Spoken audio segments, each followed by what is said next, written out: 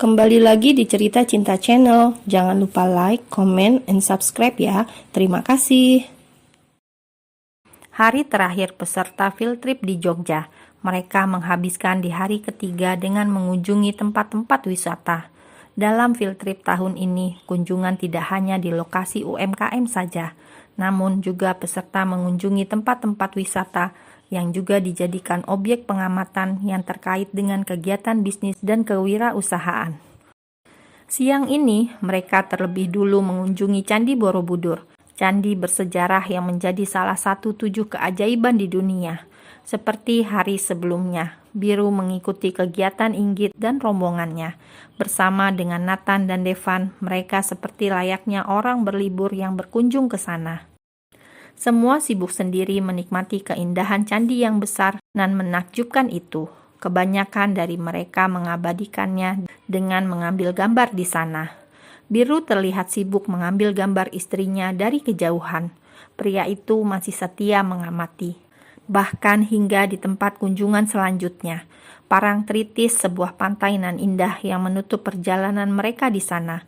Semua peserta nampak antusias bermain di sekitaran pantai. Lagi-lagi hatinya mencelos saat Inggit terlalu dekat dengan Ares. Pria itu hanya mengawasi dari kejauhan, sesekali menguatkan hatinya dengan bermain bersama Nathan dan Devan. Biru cukupkan hanya mengawasi saja, memastikan Inggit bahagia dan baik-baik saja. Sore hari, Biru dan 2 sahabatnya memutuskan untuk pulang. Ia harus sampai di rumah lebih dulu sebelum Inggit sampai. Tepat pukul 1 dini hari, Inggit sampai di rumah sederhana mereka. Sebelum sempat gadis itu mengetuk pintu, Biru nampak sudah menyambutnya. Ia mendengar sayup-sayup deru mesin mobil memasuki pekarangan rumahnya. Lagi-lagi Ares mengantar istrinya sampai rumah.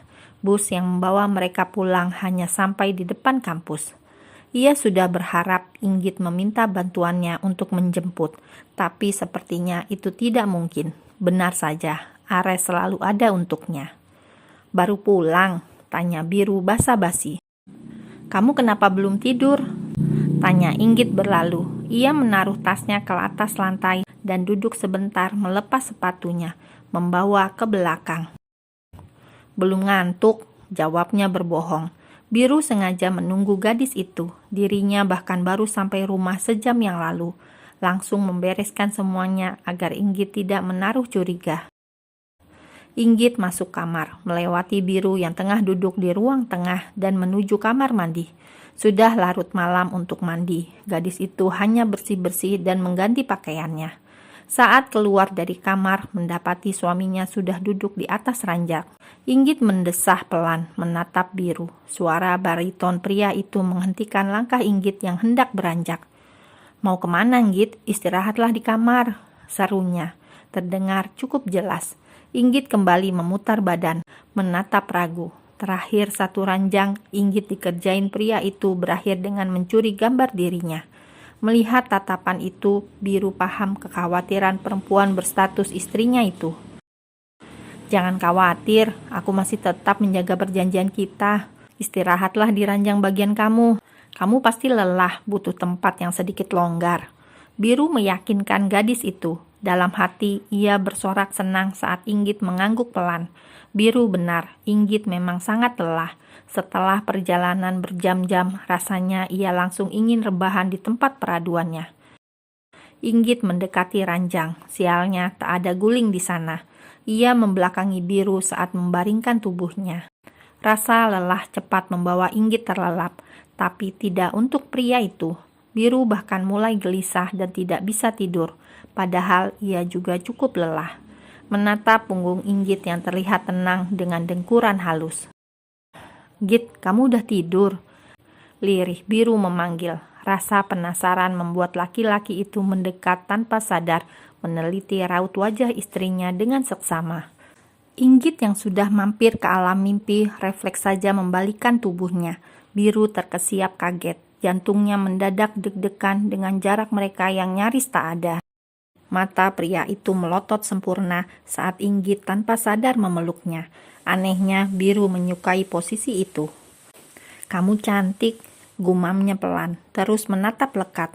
Ada rasa yang berbeda saat di dekatnya. Tubuhnya bahkan menginginkan hal lain. Otak nakalnya mulai berfantasi lain. Bisikan hati dan sanubarinya mulai bercabang. Ia halal bagimu, Biru. Ayo lakukanlah. Sungguh, kamu pria yang tidak penyabar. Setelah ini, Inggit akan murka. Seperti dua sisi yang saling berbisik. Sedetik kemudian, pria itu menggeleng pelan. Ia bahkan sudah berjanji pada Inggit sebelum gadis itu beranjak ke ranjangnya. Biru lebih takut Inggit benar-benar merasa kecewa seperti waktu itu. Sumpah demi apapun, ia hanya membenci, tidak berniat mencelakai. Mungkin rasa kesal lantaran penolakan gadis itu membuat Biru gelap mata. Tanpa sadar ia telah berlaku buruk untuk istrinya sendiri. Hari semakin larut, bahkan mungkin hampir pagi. Biru melirik jam yang menempel pada dinding. Hampir pukul 3 dini hari. Mata pria itu tidak bisa terpejam barang sejenak pun. Tubuhnya malah terasa panas. Sungguh ia gelisah. Sial, kenapa kamu begitu mempesona? Oh, ayolah Biru, jangan membuatmu dalam masalah. Biru terbuai dengan wajah Ayu yang tengah berada di depannya. Tanpa bisa dicegah, Biru mempertemukan bibir mereka dengan sekali kecupan, namun terasa kurang. Alam bawah sadarnya seakan menghipnotis pria itu. Ia pun kembali mendaratkan ciuman yang kedua. Inggit sedikit terusik.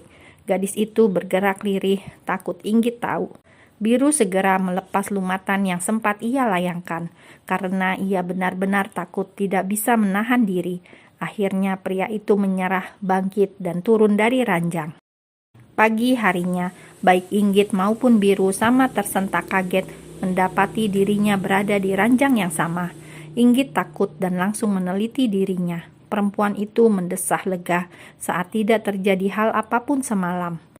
Ia langsung bangkit dari pembaringan dan menuju kamar mandi.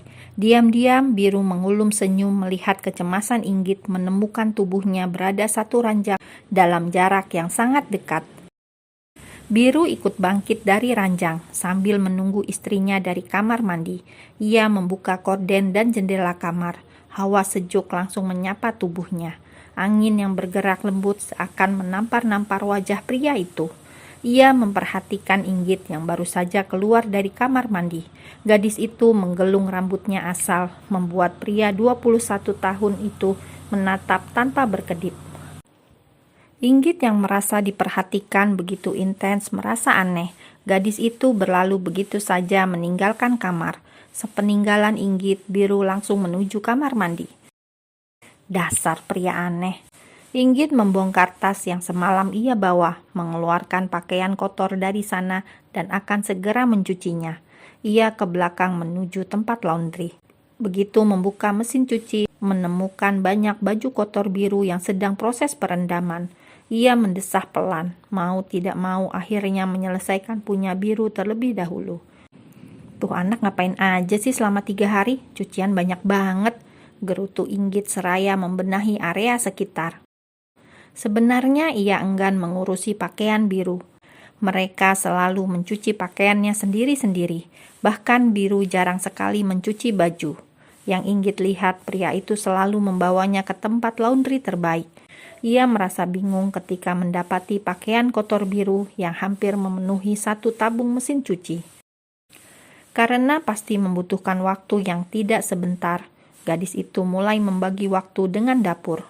Ia membuka kulkas.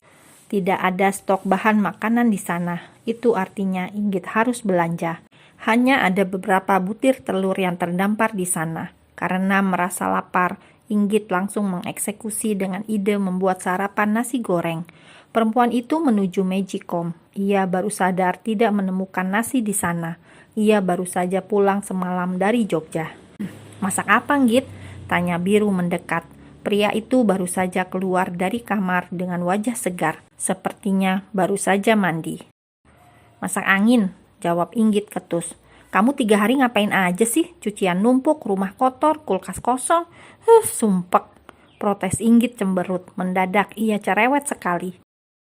Ya, melakukan hal menyenangkan seperti biasanya. Aku belum sempat membawa ke laundry, jadi aku rendam saja untuk menyelamatkan pakaian kotorku, jawab Biru datar. Inggit tidak menanggapi. Gadis itu menuju belakang untuk melihat cucian yang mungkin sudah diselesaikan dengan baik oleh mesin penggilingan. Biru mengekor, memastikan pakaiannya aman terkendali. "Udah sekalian dicuci?" tanyanya ragu. Mereka selalu mengurusi hal-hal pribadinya sendiri. Jawab Inggit dengan gumaman. Tangan kanannya cekatan mengeluarkan pakaian yang baru saja digiling dari tempatnya. "Punya lo jemur sendiri." Biru mengangguk. Inggit sengaja mengambil yang punya sendiri. Mereka berdua kompak menenteng ember masing-masing, saling melirik sengit memindai tatapan dari ember ke tempat penjemuran. Insting keduanya mengatakan jemuran mereka tidak akan muat. Dengan gerakan cepat, keduanya berlomba berebut tempat. "Ini apa? Bukan punya gue," pekik Inggit refleks, melempar benda keramat ke muka Biru. Perempuan itu ngacir dengan wajah yang tiba-tiba memanas. "Apaan sih, lebay banget, tinggal dijemur juga," gerutunya seraya menggeleng pelan. Diam-diam pria itu mengulum senyum melihat Inggit yang terkesan malu. Baru pegang wadahnya aja udah panik dan dilempar. Apa kabar kalau lihat isinya? Biru terkekeh sendiri membayangkan. Dasar cewek polos, imbuhnya lirih. Biru menjadi gemas sendiri. Inggit hampir tidak punya muka setelah kejadian tak terduga di halaman belakang. Ia merasa aneh dan sangat malu. Apalagi muka Biru yang datar dan biasa saja setelah kejadian itu. Suasana mendadak canggung.